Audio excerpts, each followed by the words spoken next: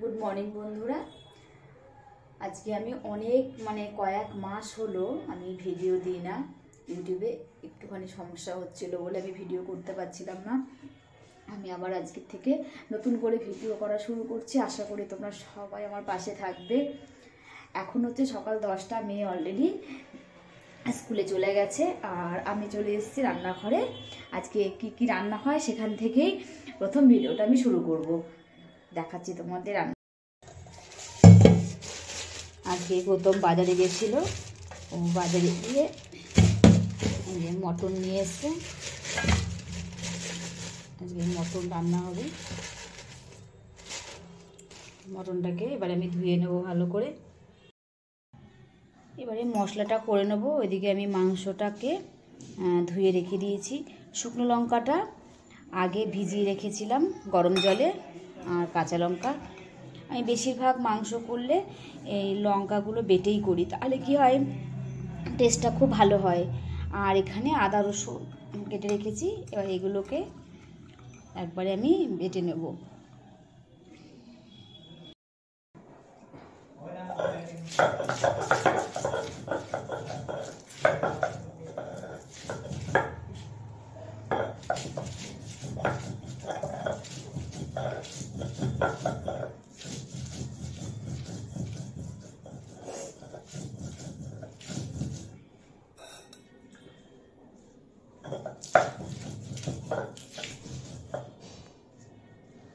এরকম লঙ্কা বেটে মাংস রান্না করলে তার টেস্টটাই অন্য রকমের হয় গুঁড়ো লঙ্কার থেকে।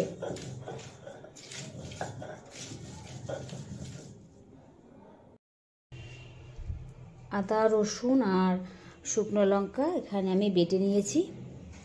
এবারে মাংসটাকে সবার আগে ম্যারিনেট করে নেব। মাংসটা ধুয়ে আমি এই ঝুড়িতে রেখে দিয়েছিলাম, তাহলে কি হবে খুব ভালোভাবে জল ঝরে যাবে। এবারে আমি মাংসটাকে ঢেলে নেব। এইভাবে ঝুড়িতে রেখে দিলে কি হয় দেখো, একদম মাংসতে কিন্তু জল নেই, ম্যারিনেটটা খুব ভালো হবে। এখানে বাটা মশলা দিয়ে দিয়েছি খানিকটা, নুন দিয়ে দিয়েছি, হলুদ দিয়ে দিয়েছি, আর দিয়েছি পেঁয়াজ কুচি। এবার আমি সামান্য সর্ষের তেল দিয়ে দেব। আর দইটাকে আমি আগে থেকে ফেটিয়ে রেখেছিলাম, দইটাকে দিয়ে দিলাম। ভালো করে এবার মাংসটাকে মাখবো। এইভাবে যদি ম্যারিনেট করে রাখা হয় মটনটা খেতে বেশ ভালো লাগে।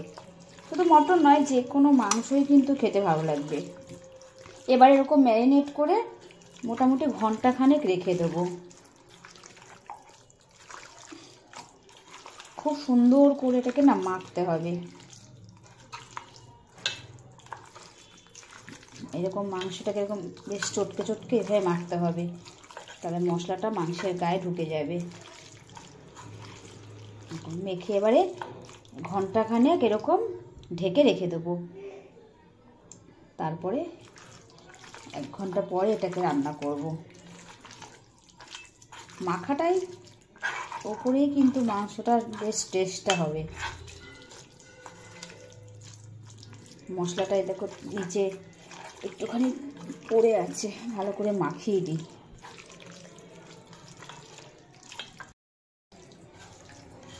আমি যখনই মাংস করি এইভাবে মশলাকে শিলে বেটে এভাবে কী করি মেখে নিই মাংসটাকে। আর আজকে অল্পই মাংস এসছে, একদম সামান্য মাংস আছে এখানটায়। মনে হচ্ছে 500 মাংস আছে এখানে। মাখা হয়ে গেল।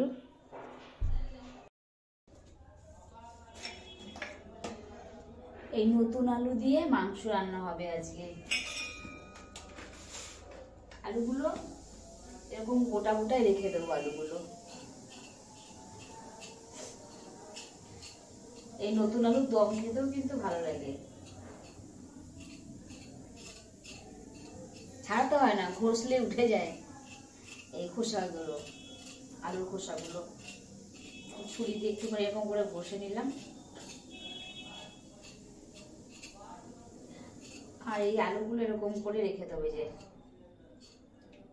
এই যে এরকম মাংস এরকম গোটা গোটা আলু থাকবে। ভাবছিলাম এরকম পুরনো আলুই দেব, কিন্তু যেই দেখলাম সামনে আছে নতুন আলুটা, নতুন আলুটা দিয়েই করে ফেলি। মাংসে এরকম সেই গোটা গোটা আলু থাকবে, দেখতেও বেশ ভালো লাগে। আর এখন নতুন আলু তো উঠে গেছে, মনে হচ্ছে সবকিছুতেই যেন মনে হচ্ছে একটু নতুন আলু দিই। আর কিছুদিন তো নতুন আলু তো আর কিছুদিন থাকবে। আর কালকে কিনেছি হচ্ছে এই যে মটরশুঁটি শাক, এটাকে কড়াই শাকও অনেকে বলে। এই যে হচ্ছে মটরশুঁটি শাক। কে কে মটরশুঁটি শাক খেতে ভালোবাসো বলো, কারণ আমি শুধু মটরশুঁটি নয়, আমি সব শাকই খেতে ভালোবাসি। মটরশুঁটি শাক শুধু নয়, কালকে করেছিলাম ছোলার শাক, সেই ভিডিওটা করিনি।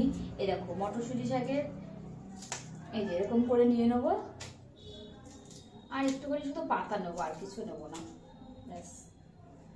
কারণ এর মটরশুঁটি শাক, ছোলার শাক, এর বেশিরভাগটাই কিন্তু মানে ফেলানোই যায়, এগুলো উপরের গুলো বুড়ো থাকে।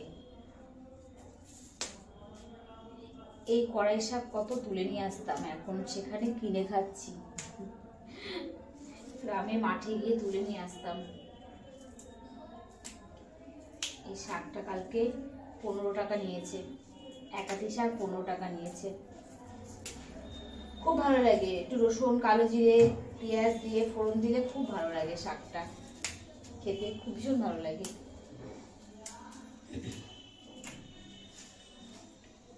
শাকটা বাছি। আর এখন শীতকাল তো নানান রকমের শাক পাওয়া যায়, মানে মনে হয় কোনটা ছেড়ে কোনটা রান্না করবো একদিন। সব শাকই তো ভালোবাসি খেতে। এই যে লতানোটাকে ফেলে দেবো, এই যে লতানোটা আছে এটাকে ফেলে দেবো, ফেলে দিয়ে এইরকম নেব।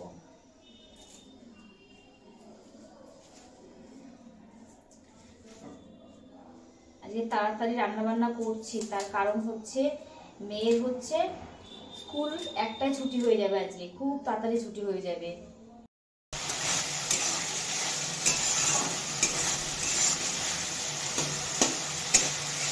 মাংসের মশলাটাকে কষিয়ে নিচ্ছি,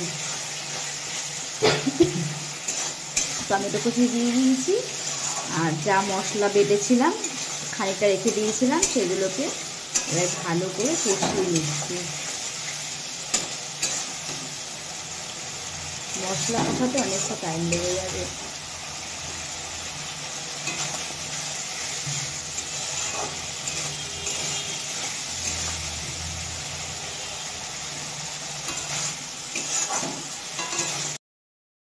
আর এদিকে ভাত হচ্ছে, ভাত হয়ে এসছে।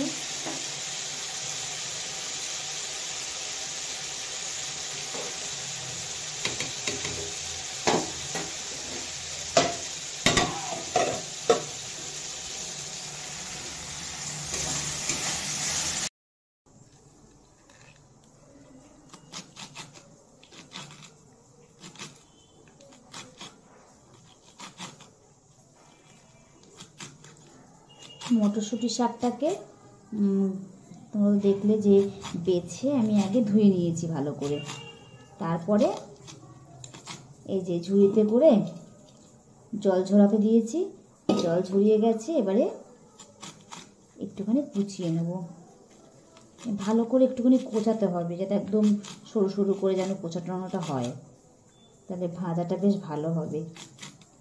শাক কি হয়, যত ভালো করে কোচানো হয় খেতে বেশি ভালো লাগে। চেষ্টা করছি একদম সুন্দরভাবে কোচানোর।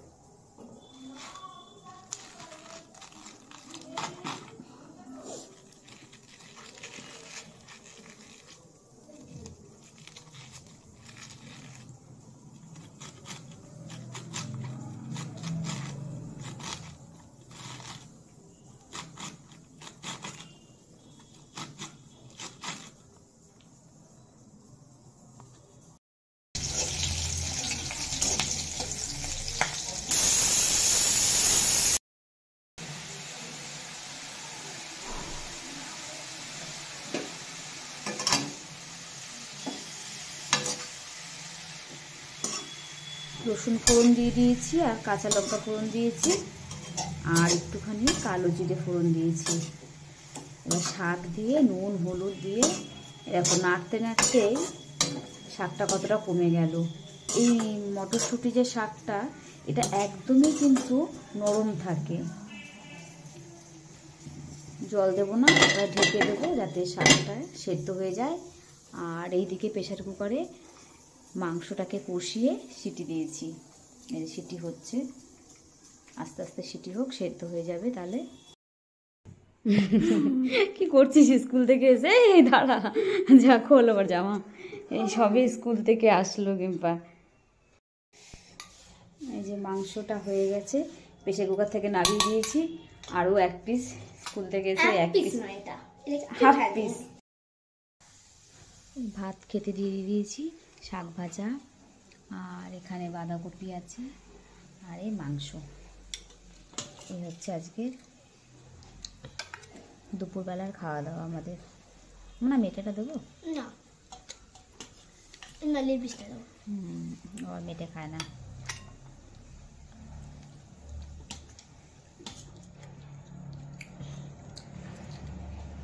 চর্বি দিও, এই চর্বি দিয়েছি। এই আজকের খাওয়া দাওয়া। বাবু কি মেরে চলো খেতে বসো।